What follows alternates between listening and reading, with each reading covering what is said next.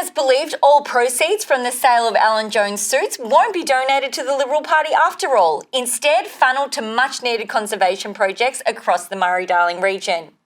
Time for a weather update with Mary Jane Fun. Nat will be enjoying blue skies of hope and optimism across Australia yet again today and for the rest of the week. In fact, it's completely predictable seasonal-based weather patterns from now until the rest of time, thanks to our acceptance of science and commitment to reducing carbon emissions and climate change in general. Nat. Thanks, Mary Jane. Well, we're now 12 months on from the Morrison government's historic 2020 budget, a seminal moment for the nation as the coalition agreed to Australian Union's National Economic Reconstruction Plan in full. But has this shock, almost unbelievable act of bipartisanship actually improved the lives of everyday Australians? I now cross to myself as Blue Sky News investigates.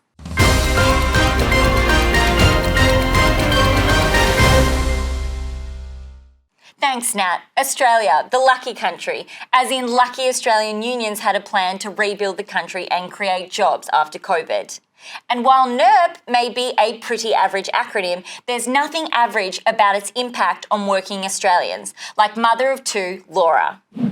Laura, would I be right in saying those stains on your shirt suggest you've got a couple of kiddies under 6?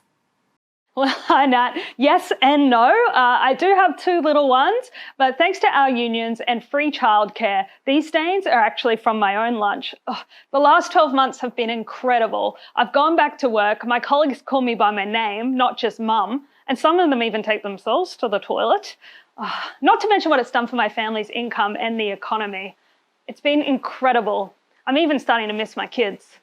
Fantastic, Laura. And what effect has free childcare had on your beautiful children? My gifted babies are no politicians, but at ages 3 and 5, even they can understand the many benefits of investment and jobs in a sector staffed by 97% women. As you can see by this graph they drew at creche the other day. Thanks, Laura.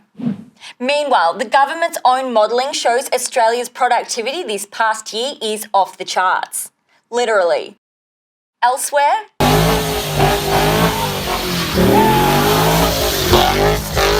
The sweet soothing sounds of a Holden E Commodore mid-burnout, made sweeter only by the revival of Australia's beloved car manufacturing industry, back and greener than ever, employing hundreds of thousands of Australians when we need it most. Joining us now is one of those Aussies back on the production line, Luke. Luke, what's it like to be making cars here in Australia?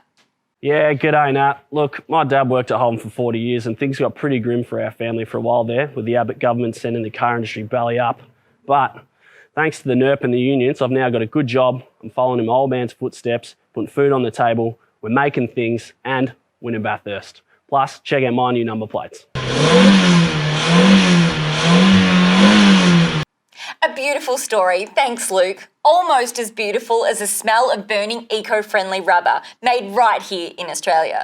And finally, superannuation. I say finally as in after years of delay from the government, the super guarantee has finally hit 12%. But what does this mean for former Survivor contestant turned kombucha brewer Travis of Byron Bay?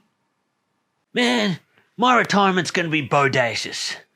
I never gave too much airtime to my super. I was 27. I was like, free your mind, live in the moment. Right on.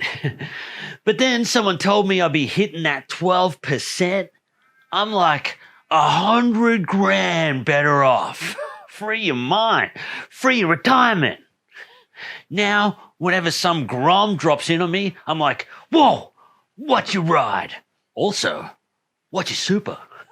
Right on. Yeah. Wonderful. Thanks, Travis.